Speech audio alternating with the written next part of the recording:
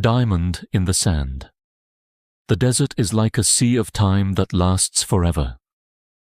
During the day, the sun's hot touch scorches the earth, and at night, an icy silence surrounds everything.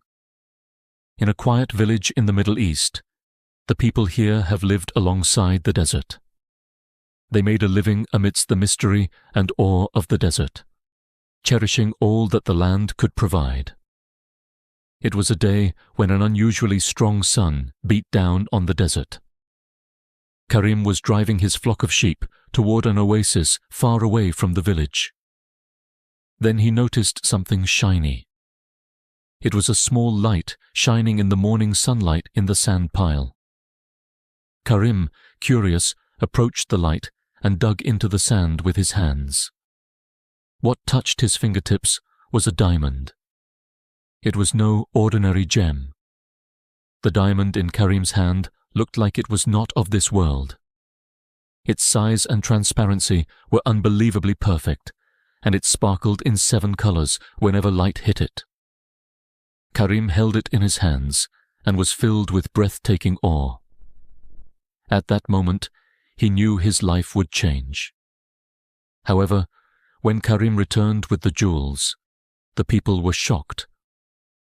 As they looked at the diamond, they remembered wealth they had never imagined in their lives.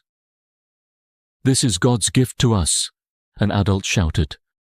"With these diamonds, we can develop the village and make us all rich." But what the diamond brought was not simple happiness. People's eyes began to fill with greed. The village meeting was a series of chaos. Each person insisted that he or she should take care of the diamond, and they began to doubt and fight with each other. Those who had considered each other like brothers and sisters until yesterday now treated each other like enemies.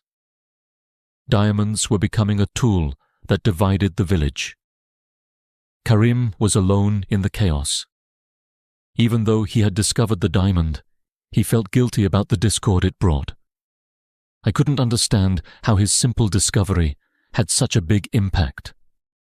He held the diamond in his hand again and fell into deep thought. Is this gem really a blessing or a curse? He asked himself. A few days later, the town had a bigger decision to make. There were opposing opinions that the diamond should be sold and that it should be kept. In the end, according to the majority opinion, the diamond was sold to an overseas merchant. However, as transactions with merchants became more complicated in the process, the villagers became more suspicious of each other and divided. Even after Diamond left, the village never regained its former peace. One night, Karim went out into the desert again. He looked up at the quiet night sky with his sheep and was lost in thought. I realized that life before discovering diamonds was simple, but happy. He realized that what he was looking for was not in fact material wealth like diamonds. What he really wanted was to lead himself and the people of his village in a better direction. Karim made his decision. He returned to the village and gathered everyone together, and told them, "We tried to make our fortune with diamonds, but what we ended up losing was our trust and our spirit of community. True wealth lies in helping each other and overcoming challenges together." Karim's words touched people's hearts. They began to reflect on how their greed had ruined the village, and it was decided to use the money left by Diamond for the community.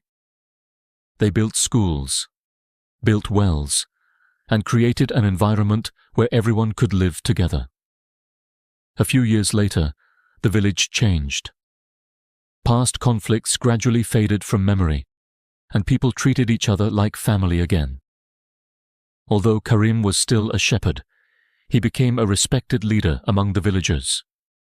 He always took the lessons he learned from diamonds to heart. Lesson material. Wealth may provide temporary satisfaction, but it alone cannot bring true happiness. Greed and selfishness divide communities, but trust and cooperation enrich everyone. The diamond in the desert was not just a gem, but a symbol that reminded us of what is truly important in our lives. Karim's story teaches us that human relationships and inner growth, not material things, are our true wealth.